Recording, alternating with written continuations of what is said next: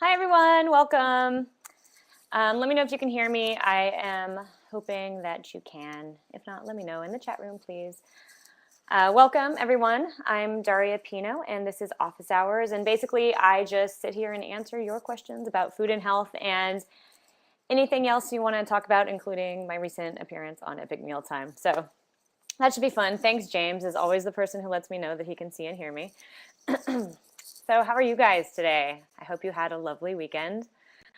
I did. I went down to San Diego for the Blog Her 11 conference, and it was awesome. I did a panel with Jaden Hare and Lindsay, shoot, I don't remember her last name, but of Steamy Kitchen and Suburban Turmoil, and we talked about blogging, and it was awesome. And San Diego is so beautiful down there. I was very jealous because San Francisco doesn't have weather like that. It's pretty foggy here.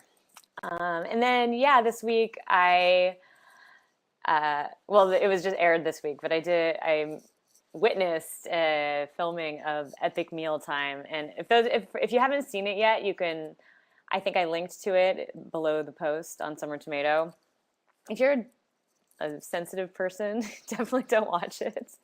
If very crude male people offend you, then don't watch it. But it's pretty funny. I think the show's great. I think it's like I call it like the polar antithesis of like everything this podcast is. So normally in my podcast, Summer Tomato Live, I talk about food and health, and I talk about certain topics, and I, go through pages and pages and pages of science describing how to eat the healthiest and live the best and enjoy your life the most. And these guys are just all about bacon strips and bacon strips and bacon strips and more bacon strips. So, oh yeah, and if you're against people smearing ostrich omelet in their faces like my boyfriend did, don't watch it. So, but yeah, they're really funny, and but you have to be into that like pretty crude sense of humor. They're short little shows. I think it's great. So, yeah, everything is good on that front. If you guys have any questions, so if you have any questions and you're watching, I would really appreciate, and so would everybody else who watches this in the future, appreciate it if instead of asking in the chat room, please use the little red, I think it's over there, ask a question button, and either ask a text question or call in. I would love to have a chat with you. If you do call in, though, make sure you have some headphones so that there's no feedback, because if there's feedback, I'm going to hang up on you. So, yeah, so please ask questions there. And otherwise, I'm just going to talk about random stuff. So let's talk a little bit about what it was like being on Epic Mealtime, because it was pretty amazing. So a couple things that surprised me. So I've seen the show a bunch of times before I met these guys. Actually, the first time I met them was down at Comic-Con. They did a live show at the House of Blues with my boyfriend's show, Dignation. And so I was sort of backstage watching them. And what they did was they made a weave of bacon. So they took a giant bacon strips and made like a blanket, like weaved it. And then they took 12 Big Macs or something like that and skewered them on a stick, and then like wrapped this bacon around it and put this entire thing, they stuffed a whole pig with it, and then like poured Jack Daniels on it and ate it. And that was pretty gross. But one thing I will say is that the guys are really, really nice. They're not nearly the, crude and misogynist people they act on the show. They're really, really nice guys, and they actually work really hard in the kitchen. So obviously the live show wasn't really a kitchen thing. So I was surprised when we did the show at my friend's house. And this was they were just visiting San Francisco. Normally they're up in, I think, Ontario, somewhere in Canada. And, they spent hours and hours like cooking and, chopping onions and making a good food. And what was surprising to me was that that's actually really tasty. So I think we were all like, wow, this food's actually pretty good. All the girls thought it was good anyway. But I mean, this was a little better than normal because it was ostrich, which is something that it's a very San Francisco thing to eat like weird exotic animals. And so it wasn't like, I didn't feel like this particular one was particularly unhealthy. Like I've seen one where they made sushi out of fast food. And I saw another one where they made like a pizza out of candy. Like I wouldn't eat that stuff if my life depended on it. But this one was, was a lot of eggs and meat and bacon and potatoes and stuff, but it was all real food. It wasn't nasty processed food. So I actually had a really good time. The guys were really nice and the food was surprisingly good and I didn't die. But I did have, it was mostly just too much food and I had a stomach ache for a couple of days after. Although I saw Tara Longest, who's also a host on Revision 3. She was in the episode as well, and I saw one of her tweets that said that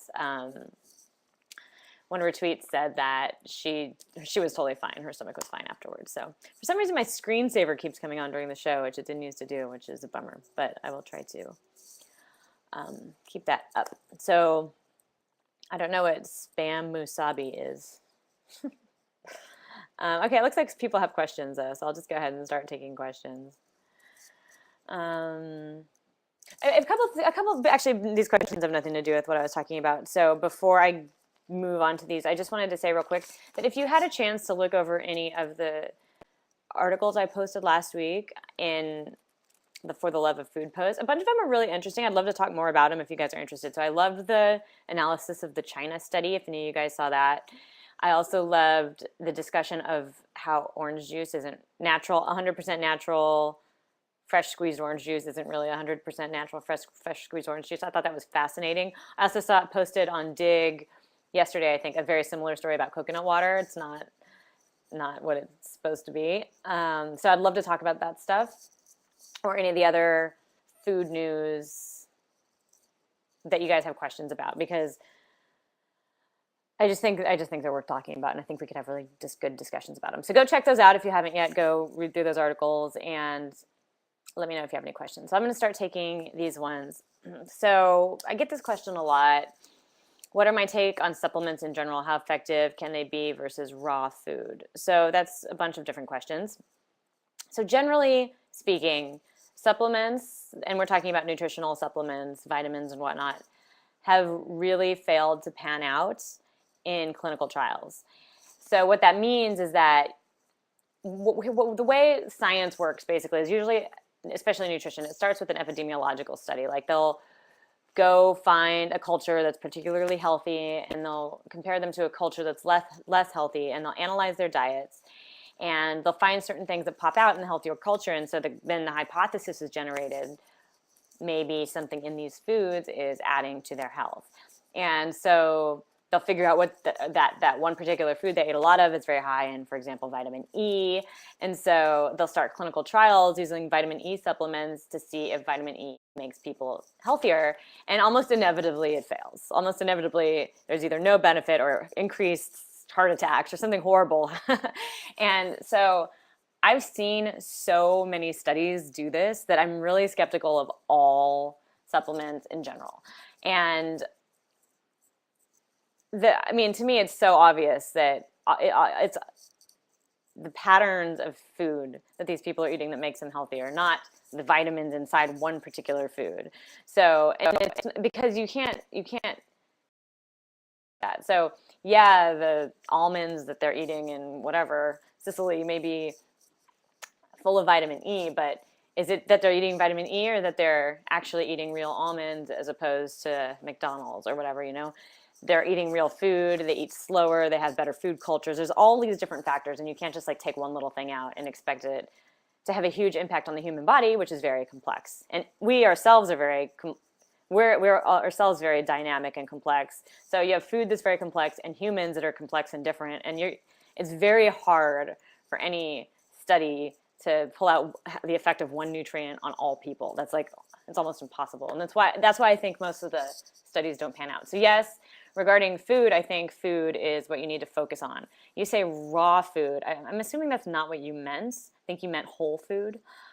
If you meant raw food, there's a whole different take on it. You need, raw food is good, but you also need to cook food to get some of the vitamins out. So I'm not a huge raw foodie person. I think elements of it are good, but you can, I think people who only eat raw food are sort of missing the point. So that is my take on supplements. If you are curious about specific supplements, like what I take, so I do take a multivitamin. I've found and just like the most broad spectrum multivitamin I could find. I try to find ones that are food based. Oh, hi, Toaster. That's my little puppy. I try to find ones that are come from food instead of chemical factories, but I don't get too hung up on it.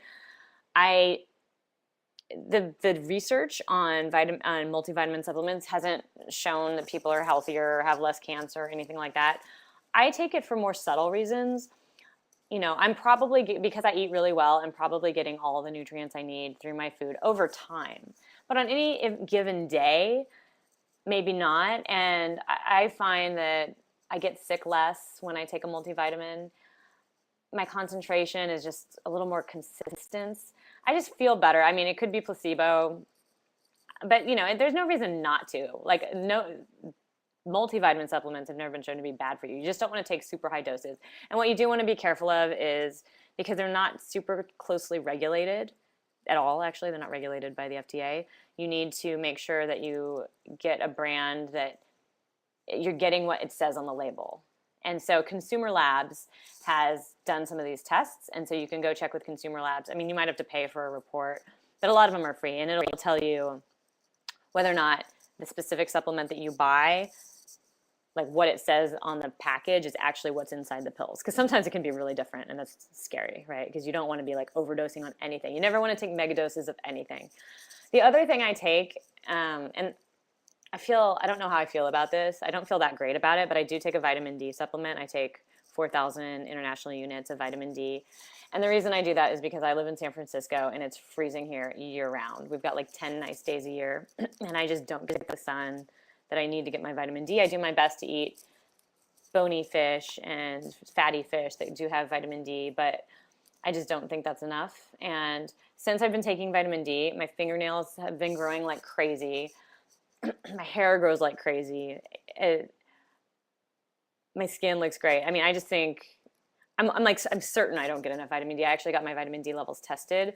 You do a little pinprick and you can send it in the mail, and mine were super, super low, like way lower than are shown to be healthy. So I'm not convinced that taking vitamin D and artificially raising my vitamin D levels to healthy levels is actually going to make me healthier. But I feel more comfortable, since I don't have any other way to get vitamin D, I feel more comfortable with my vitamin D in the healthy range, even if I'm not sure that how I'm getting there is going to help. So, one day I would love to live in a tropical paradise, but until that day, I take vitamin D supplements. So I hope that answers your question. And I love that you guys are chatting up in the chat, but FYI, I do not see your questions in there. So if you have a question that you'd like me to actually answer, please use the little ask a question button over in the corner. Thank you very much. And I will take the next question. Hey, Shannon. Shannon wants to know, can I give a sample menu of what I eat every day? What is my food itinerary? Lucky you, I did a whole show on this. It's episode 2. And it's called Darya's Health Style. And if you go to my YouTube channel, which is daryapino.com/YouTube, or youtube.com/daryapino, you will find it. You can also search Darya's Health Style on Summer Tomato. It's also on there. If you go to the live tab on Summer Tomato, it has a couple paragraphs down. It has a link to all the past episodes with the show notes and everything. So you can find it there. Basically, yeah, this is just too much to go over right now, but I went over it for an hour, so you can find it there. It's a good question. So are there farmers markets in San Francisco in December? Yeah, we're really, really lucky in California. Our farmers markets are year round. And I know that that's a big problem for a lot of people, and people complain about it. Although I've had some good feedback from people as well. I had a guest blogger write a post about how he changed his life and changed his health style and he lost like a ridiculous amount of weight, like 60, 70 pounds.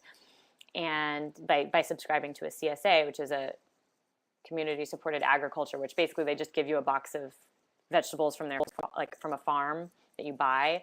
And what they do during the winter is they have actually frozen a bunch of stuff during the summer and they send it out during the winter, which is great. So there are programs like that. If you don't have access to fresh farmers market all year round, look around for things like CSAs frozen food is not that bad as long as it's, I mean, because it can arguably be a lot better than the stuff you would get from like Chile in December that's shipped from around the world, because frozen food is frozen at the peak of its vitamin content.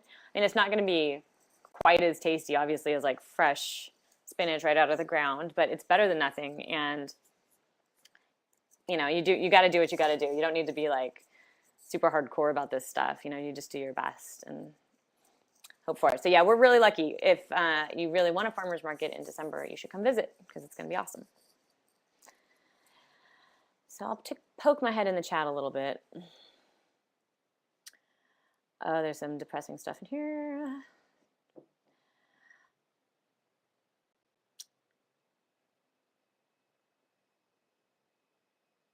Okay, so you guys aren't talking about that much in there that I need to answer. So here's another question from T-Hacker. Hi, T-Hacker. Stephen. Red Bull has been my best friend for the past month. One a day. Feels amazing all day. Any cons of Red Bull? Ooh, yeah. So I don't know what's in Red Bull. I imagine it's poisonous. But take a look at the ingredients. If there's sugar in there, that's bad for you. I'm sure there's high fructose corn syrup in there. If you're eating the diet kind, I'm sure there's fake sugar in there, which isn't that good for you either. My guess, you feel great because of the caffeine, and they probably have taurine or some other energy booster in there. I drink tea all day, as I thought you did, and that makes me feel great. So yeah, I mean, I don't think that Red Bull is a long-term health strategy. Once in a while probably won't kill you, but it tastes nasty too, though. To me, it tastes like children's Tylenol. Ugh. If you want specifics, we can talk about it later. I know you have my email address. You can email me. But yeah, taurine may be awesome. I mean, it's an essential nutrient for cats. Taurine is natural.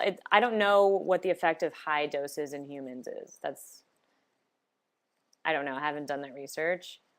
It doesn't sound natural to me. Like, I mean, maybe it's good, maybe it's bad. I don't know, but I don't know how much research has been done on that specifically.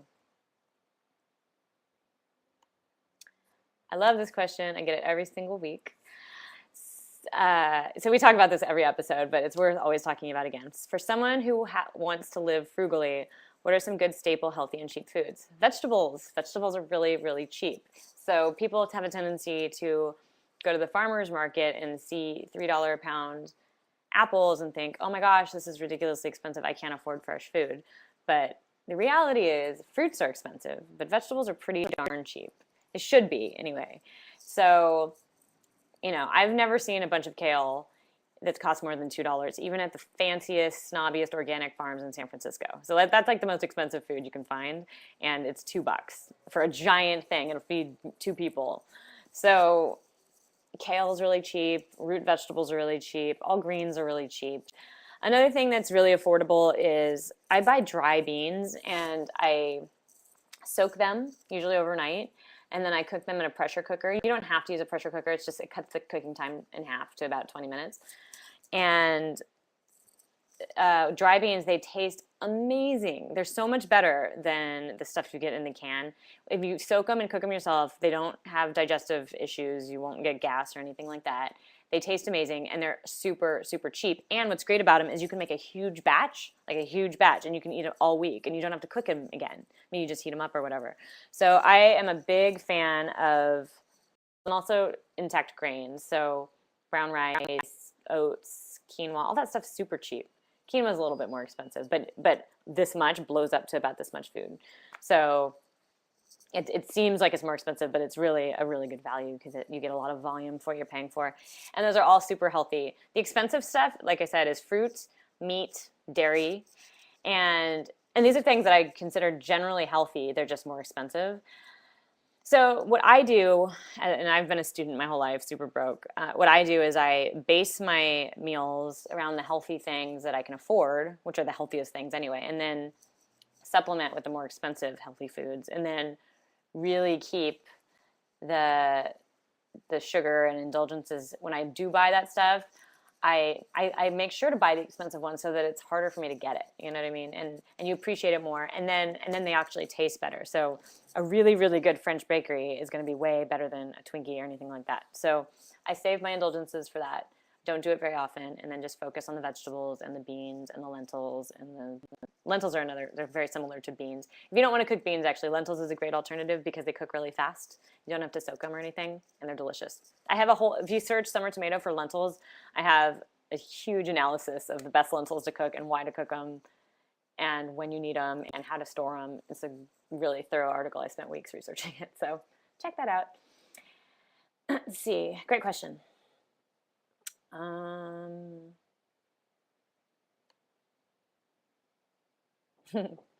have friends that are like obsessed with lentils. It's hilarious.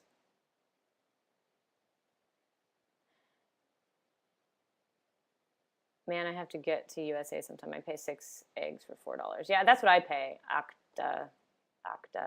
I pay about $6 to $8 a dozen. And the reason is because I only want to eat pastured eggs. I don't eat grocery store eggs. I'm going to get them at the farmer's market, but you don't have to do that. It's just, I think it's better. I think the eggs taste better. So here's a good question.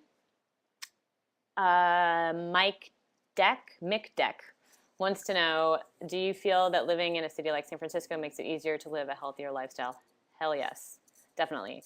And that's unfortunate that not everyone has the kind of access that we have in San Francisco. But the way I look at this is we are the trendsetters, like San Francisco, LA, New York. And if we, as urban people here, embrace this lifestyle, it will spread. And as soon as people see there's a demand for high quality food again, because, for a long time the demand was for low quality food, for cheap, for value. Processed food was actually used to be more expensive, and so it was sort of like a privilege thing. And, boring old fashioned like vegetables weren't so fancy. But now like the tides seem to be turning. And if we can get this trend to grow, then things will start being available nationwide. All the latest data I've seen, the number of farmers markets in the nation is skyrocketing. It's gone up 16% in the last 2 years. So like the number of farmers market, that's big growth, and it's awesome. So yeah, it's way easier for me. I have, a year-round farmers market. I have the most amazing butchers down the street with grass-fed and hormone-free animals, pastured eggs, healthy dairy, like just really high-quality food and fish, because everyone here cares about this stuff. But, and it's a great place to visit. New York's the same way. LA is the same way. But, it's spreading. And the more everyone demands quality food, the more available it will become. So, I wish I could just tell everyone to go down to their local butcher and get super good, high quality grass-fed meat. But, right now it's easier in certain places than others. So it's kind of a bummer, but. Oh, FYI, if you submit more than one question, your old ones are going to disappear. So just wait for me to answer your question and then ask the next one. So Shannon wants to know, is there a major difference between kale chips I'd make at home and the ones at Whole Foods? That's a good question. I would say probably, because the ones that you make at home in the oven that you just bake were never dehydrated, whereas the ones at Whole Foods are usually dehydrated. I don't know if that's really bad, but the longer a vegetable has been off its living stock, like taken out of the ground, it's definitely like the more volatile nutrients are going to be disintegrating. So keep that in mind. I still think kale chips are a very healthy snack. For me, the biggest difference, though, is taste. Like the ones I make at home taste way better. The ones at the store, they rarely know how to package them so that they're still crispy. So that's how I approach it. I don't think that the ones at the store are bad, though. I just imagine that the ones at home are better. Homemade stuff's always better. If anybody has any data on this, I'd like to see it. But I can't imagine that, the more volatile, and like most of the really healthy stuff is very unstable. So I imagine that stuff disappears as the kale gets older.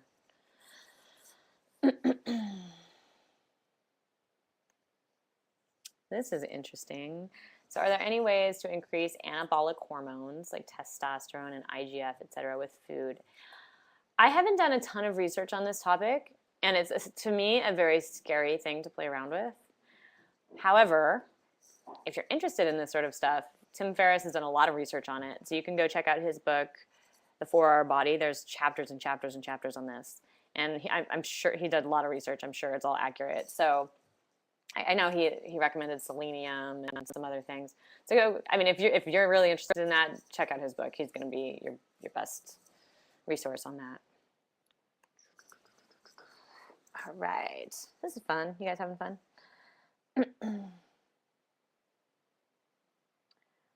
Ooh. Question.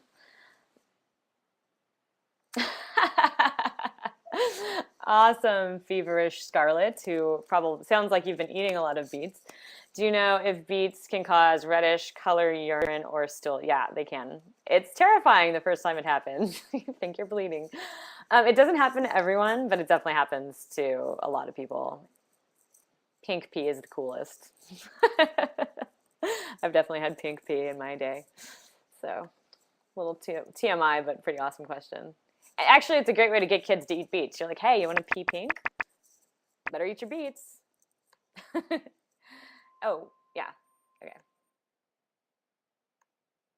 James wants to know if there's a farmer's market within easy driving of the Moscone Center. Probably, but I don't know because I don't. That's like up north, right? I don't know specifically. However, you can go to localharvest.org and find it. It's on localharvest.org. Every farmer's market is on there, and it'll tell you what's closest to your house. Fine.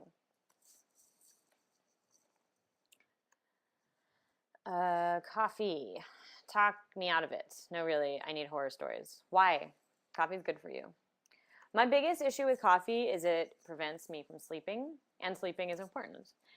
Some people, the coffee messes up their stomach because it's a little acidic, but it's all the data I've seen says coffee is actually pretty darn healthy. I personally, I didn't quit drinking coffee, but I used to drink coffee every day, and I needed it every morning before noon. And if I didn't have it before noon, I would get a raging headache. And I didn't like that dependence. I didn't like, it was fine during the work week because that was just my habits and my pattern, and it was no trouble getting coffee. But sometimes, I'd be on vacation or something, and I would want to sleep in, or I'd want to get up early and go for a hike, and there wasn't necessarily good coffee nearby, but like I would have to force people to drive around for me until we could find a cup of coffee so I wouldn't like die on the trip. And I just don't want that kind of dependence. There's a big difference between liking coffee and needing coffee, and I was definitely in that needing category, and I've weaned myself onto tea, and now I'm in the liking category. So I do drink coffee every now and then, if you're curious how I moved from coffee to tea, I wrote a blog post about it on my personal blog, daryapino.com. And if you just search coffee, tea, something like that, it'll come up, and it'll tell you how I weaned my way off. And now I drink tea every day. But I think because tea is so low caffeine, like I can skip a day and be okay. I'm maybe a little groggy, but I don't have those like debilitating headaches I used to get. So just stay away from the sugary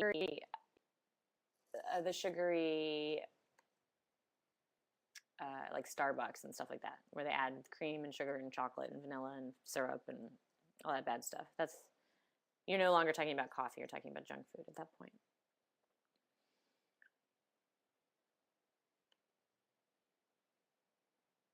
Oops, I don't know how that happened. Okay, is my best bet to always buy from a farmer's market instead of a regular grocery store? I'd say yeah. Well, no, hold on. I've seen farmers markets that are really shady. So there was this one in Orange County where I grew up, and so I was visiting my dad, and the stuff was super cheap, but it all had the little stickers on it. And somebody wrote this last week in this farmers market post. Some farmers markets like have like stuff that's not farm fresh stuff. It's like the same stuff they're selling at the grocery store, just like discounted. And I've also heard about some reports of people faking their organic stuff and selling it at the farmer's market just so they can like charge more for it. So there is definitely an issue of sometimes the stuff at the farmer's market, it's like fake. It's not real farm fresh stuff. Assuming you can find a decent farmer's market, I think there's a couple advantages of buying is you can talk to the farmers and you can learn when they really care about stuff, like they're gonna put more effort into making it good. So you're much more likely, it's much more likely to taste better, honestly, because they'll use good soil. Soil is the biggest impact, has the biggest impact. So soil and weather have the biggest impact on the taste of the food. So, and that like it will reflect nutrient content to some extent. I mean, I know there's like tons of studies have come out that says organic's not more nutritious, but or industrial organic is not more nutritious, but there's been other studies that definitely show that the content of the soil affects nutrition. So the good thing about a farmer's market is it's even going to be better than organic because it's going to have that rich soil if you're dealing with good farmers. But for me, the biggest issue is it's just wonderful to go there. I show up at the farmer's market and it's just bubbling over with life and it smells amazing and you discover new things and something that you've seen a zillion times you never thought looked good before. When you see it fresh out of the ground and sometimes like certain farms, certain weeks, they'll just have the most beautiful food and you're like, I've never seen broccoli that beautiful. I have to buy it. That's the most beautiful broccoli I've ever seen, which is a weird thing to experience. And I've never experienced anything like that at the grocery store. And then inevitably when I buy that broccoli or that cauliflower that was just so beautiful I had to buy it, it always tastes amazing. And so that was sort of a long way of saying I get excited about vegetables when I go to the farmer's market. And that's a really powerful, cool thing, right? That means you get all the benefit of eating healthy, but also this whole like life-affirming practice where you want to eat healthier, you want to be a part of this community. And that's just priceless. So I love that experience. Not everybody has access to it, obviously, and that's a shame, but that's changing. And that's that.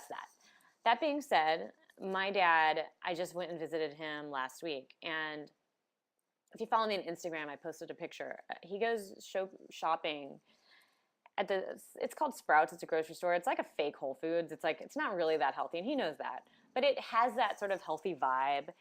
And he just decided, like after actually watching my episode on salt, this was so awesome. He watched my episode on salt and was like, oh, you mean there's salt in the processed food? Oh, I should stop eating that stuff. Like he's been reading my blog for like 2 years. And all of a sudden this one video made him totally change his perspective. So he's like, maybe I should try all those vegetables Darya keeps talking about. So he goes to his produce section at his grocery store, which like I said was nothing particularly impressive, and just started buying random stuff. He was like, I don't know what this is. I think Darya talked about it. This might be kale. I'm not sure. It's not labeled very well. He just started throwing stuff in his basket. Got home, made a huge stir fry. Basically, he had to make it in batches because the pan's not big enough. And he loves it. He's like, these things taste amazing. It's like, I had no idea vegetables were so tasty. I've never even heard of kale or what is this charred stuff or beets. Are beets good? I hated beets when I was a kid. And every week now he tries something new. And he has lost a ton of weight. He's got more energy than he's ever had, which is amazing because he's pre-diabetic and he had a bunch of health problems. And he's like getting healthy now because of just the vegetables at his grocery store. And some people are like, I don't have access to those vegetables. My dad thought that too. But once he started paying attention, looking around at his grocery store, he realized a lot of the stuff that he thought he didn't have were actually just sitting right in front of him and he just didn't know it or didn't recognize it. So I would never say anything bad about shopping at a grocery store. It's changed my dad's life. And, I'm like going to get emotional because like it's such an amazing thing. So yeah, I mean, a farmer's market is great, but if you don't have that, a grocery store is great too. So that was a really long answer to that question. Is there anything? So I'm just popped my head over in the chat. Somebody wants to know, is there anything healthy at Starbucks? Yeah, just coffee. Americanos, regular coffee is fine. That's the only thing I would ever eat there. Or maybe like plain tea. I would never eat any other food. So this is going to follow up a little bit on the last question, Oscar. Any recommendations to someone who doesn't live in a town that has an extensive farmer's market? Exactly what I just said about the grocery store. Don't assume that the stuff I get is not at your grocery store. Look harder. And also in almost every town I've ever been in, there's more than just a grocery store. There's like little ethnic markets. Like I love the little Asian markets. Sometimes I can find specific ones. Like I can find a Thai market, I can find a Japanese market, I can find a Chinese market. Also here in the Bay Area and in California in general, we have a lot of Latin American stores. So, and again, it'll be specific, like a Mexican market, a Salvadorian market, a Colombian market. And like these things are gems. They have cool stuff you've never seen at the grocery store, like really cool exotic fruits and vegetables, and it tends to be super inexpensive. Probably not organic, but just rinse them really well. I mean, you still get all the benefits of all those delicious vegetables. So just look harder around your own town. You'd be surprised what you can find. You don't need a farmer's market. A farmer's market is just nice. It's a luxury.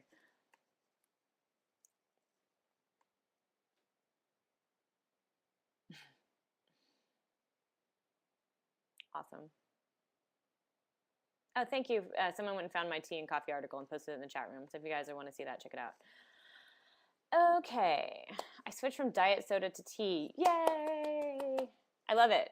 But I get a heartburn when I drink a lot. Any remedies? Let's see. Heartburn comes from stomach acid. And stomach acid comes from too much acid in your stomach, which is probably coming from the tea. So did you try eating more? I don't know.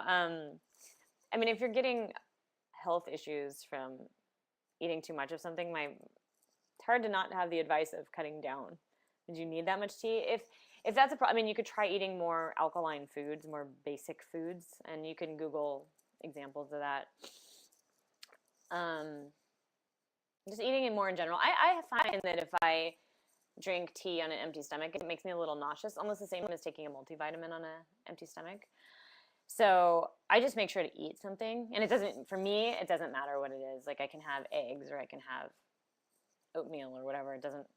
They all help. So I don't know what else I can say. I mean, that's not good. It's not good to have heartburn. So.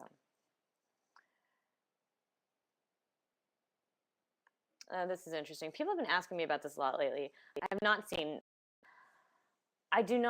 a big fan of juicing though. So there's a couple reasons.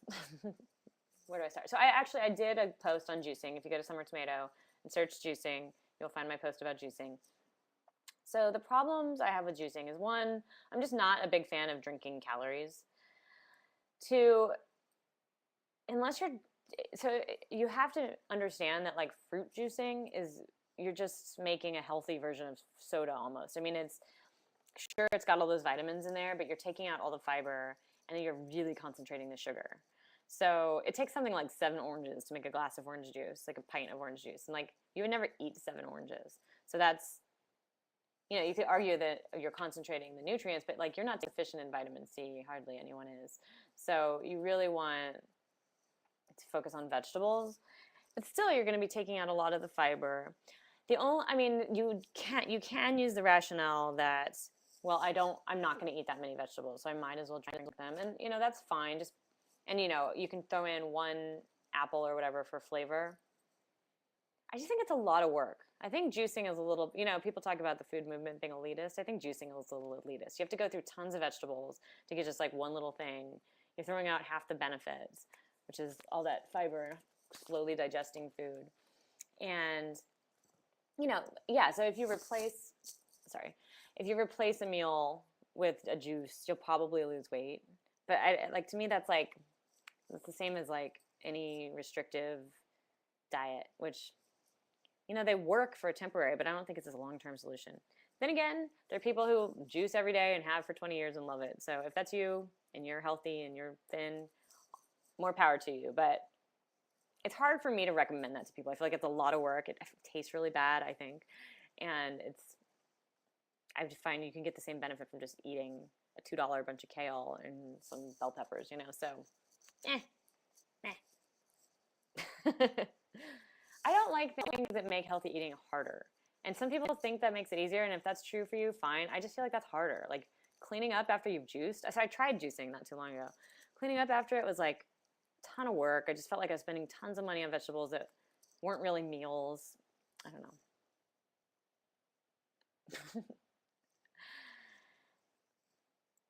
This is an interesting question. Do carbs increase protein uptake? I don't even know what that means. Some people swear by post-workout carbs, others don't. Your take. Okay, so I don't think carbs increase protein uptake. I'm not sure what protein uptake is, but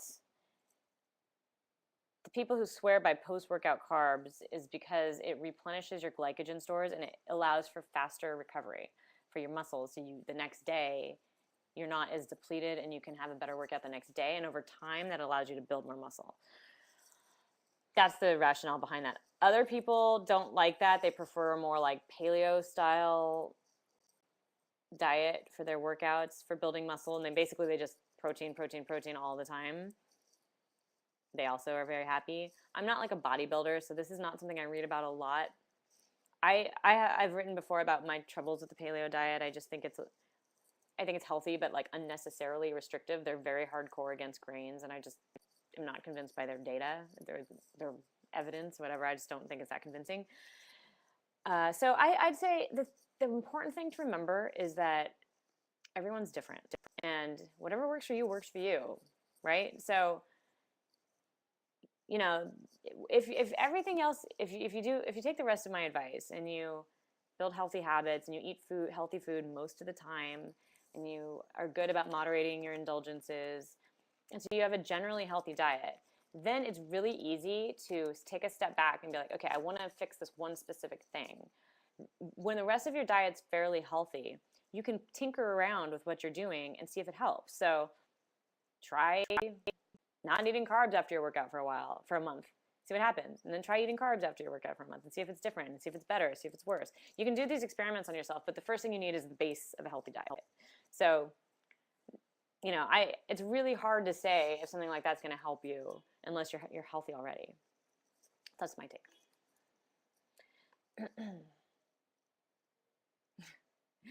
Jasenko, I like weird questions. I'm happy to answer your weird questions. I'm back in the chat room real fast just to poke my head around.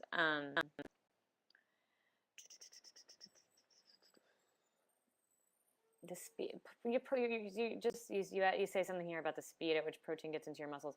Your muscles are built with protein, but the quickness, that's not a quickness. What you want to get into your muscles quickly is energy, which is glycogen and glucose. So your muscles don't use protein as fuel, really. I mean, they're in the rebuilding stage. That happens more like when you're sleeping and stuff. So I think yeah. Okay, I'm gonna move on. What kind of foods or diets can increase the defenses of the body, especially against flu? Great question. So I'd say I'm like I was saying, I definitely have had good luck with multivitamins. Also, vitamin D is pretty awesome. And generally, there's some evidence for vitamin C. When I changed my diet, I didn't get sick for 3 years. I kid you not. Like, not even a sniffle. I would sometimes feel like I was fighting something off. I would feel like maybe my throat's a little tickly, or maybe I've got a little bit of a sinus thing developing. But like those days, I'd not go to the gym. I actually have a whole post on this. It's called "How to Avoid Getting Sick During Flu Season." You can Google or search on summer tomato, and you can find that article. But I just take it easy. I get lots of sleep. Sleep is a big one. Drink lots of water, and I usually wake up the next day and I'm better. I had one exception last summer. I got pneumonia, which is, that's a pretty big switch from not getting sick for 3 years to getting pneumonia. But I'm almost certain it's because of where I live, because me and my boyfriend both got it at the same time, and I've had stuffy sinuses since I moved here. So I'm looking forward to moving. But yeah, like I said, when I changed my eating habits, I stopped getting sick completely. So eat a lot of vegetables and fruit. Don't eat a lot of junk food, because anything that's inflammatory is going to make any problem you have worse. So sugar is inflammatory. Processed carbohydrates, processed grains are inflammatory.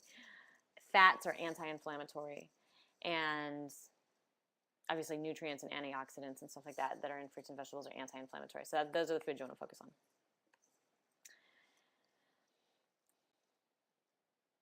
This is an interesting question. So does using a food processor dramatically change the food's quality, or does it not make a difference? So I have been thinking about this quite a bit. I haven't seen a lot of data researching this sort of thing. I think there are a couple factors.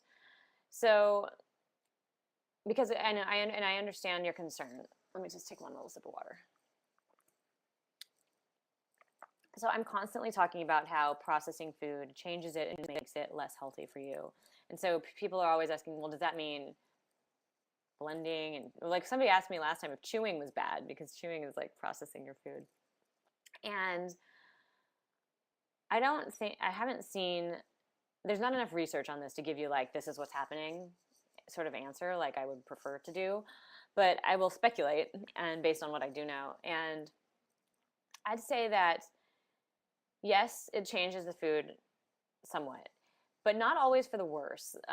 Definitely chewing and cooking, which are both forms of processing food, give you better access to the nutrients in the food as well. And there's something to be said about that because, you know, the sugar and stuff is definitely going to be absorbed.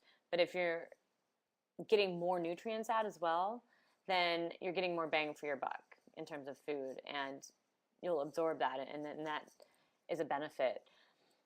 Another issue is, like I sort of alluded to with the kale chip issue, there's a time sensitivity and a whole foods thing. So I have a post on Summer Tomato called Intact Grains versus Whole Grains.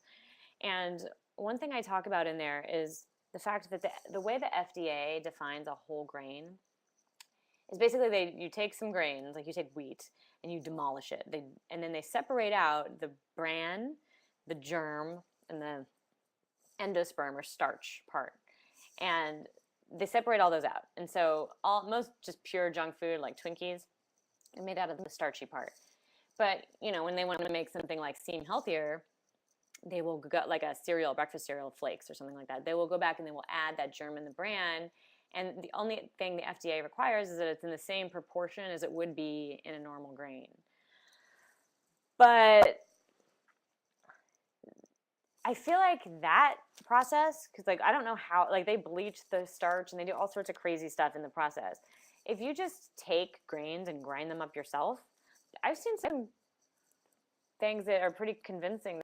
So I feel like if you're processing something yourself, I don't think it's not the same impact as when stuff's processed in a plant with chemicals and, you know, weird processes that really, really change the basic structure of the food.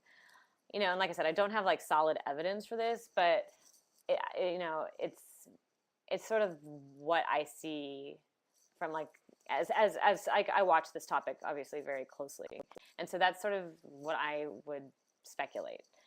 I'm sorry that's not a really good answer, but you know, if I take soup and I blend it up myself in the blender and I don't filter it at all, even if I do filter it, I mean, I know how it was filtered. It was filtered with a strainer, you know, not with bleach and hydrolyzing and like all those weird processes they do at General Mills or at Conagra or those big, huge food companies.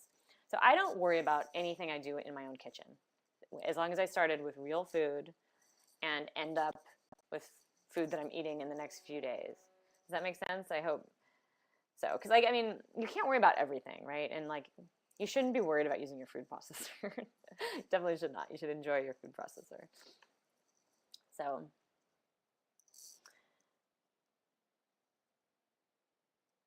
wow, there's lots of conversation going on here. Okay, guys.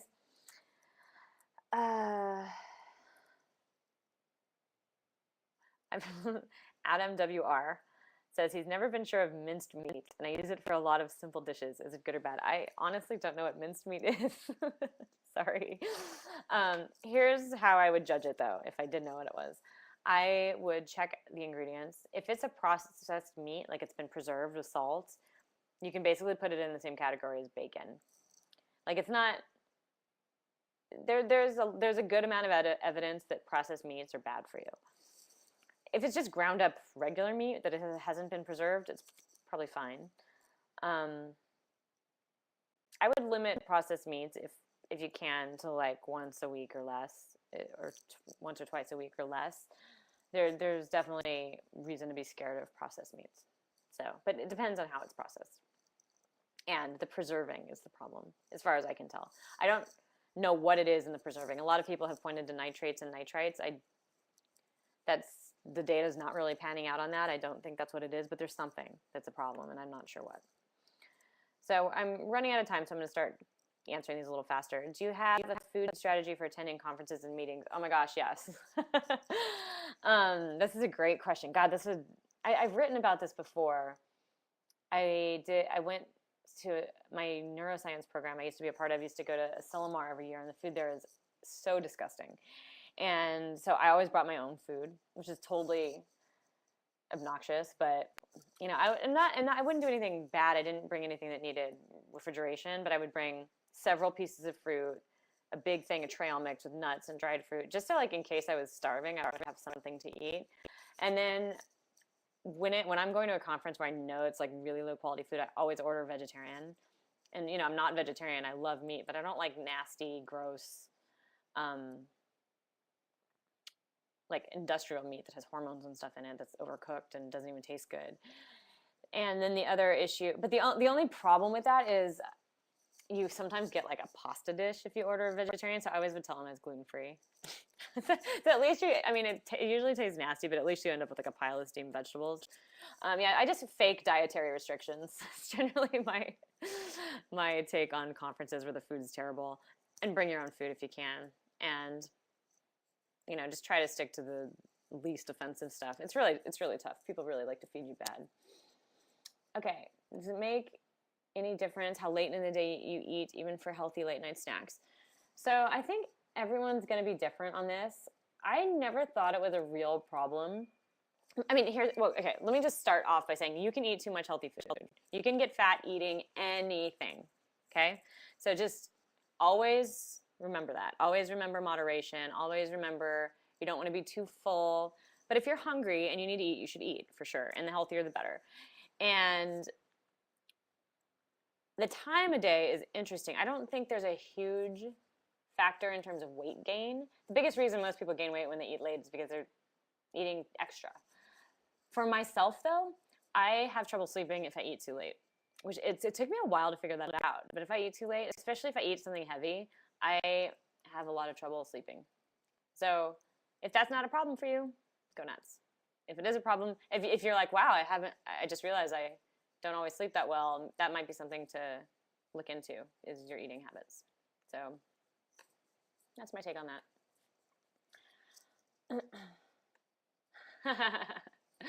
So Soldier wants to know, how much weight did I gain while shooting that Epic Mealtime episode? Honestly, all I ate was exactly what you saw in the episode, like 2 bites.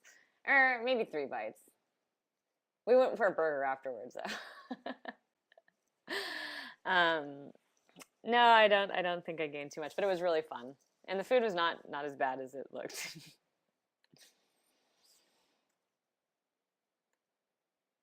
Dan Marty, we covered this earlier. So we just covered what I recommend for cheap foods. We also covered it last week. But generally vegetables, legumes, and grains. There will be a recording up of this very shortly after. Like Vocal records this and it'll be available. So you can go back and watch the beginning.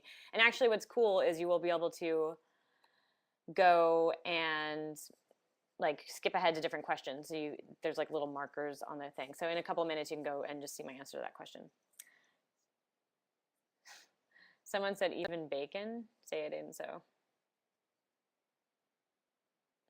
I'm surprised normal people actually survive eating Epic Mealtime. Yeah, like you don't really eat it, right? I mean, you take a bite. I mean, all the guys, we all went out to dinner afterwards. No problem, Dan Marty. Awesome. Well, looks like it's about time to wrap up. So that was really fun. Thank you guys. And if you haven't seen the Epic Mealtime and you don't mind really horrible things to look at, go ahead and watch it. The link's on the bottom here. And that's it. So thank you so much for joining. And I host these free open office hours every couple weeks. I also I have a newsletter where you have free access to me to ping me with emails and any nutrition questions any time of day. I'm very responsive to my newsletter, Tomato Slice. It's a paid subscription. It's $3.99 a month. And you can sign up for that over at Summer Tomato. And for those subscribers, I also have a special private show that I do for you guys. And that is called Summer Tomato Live. And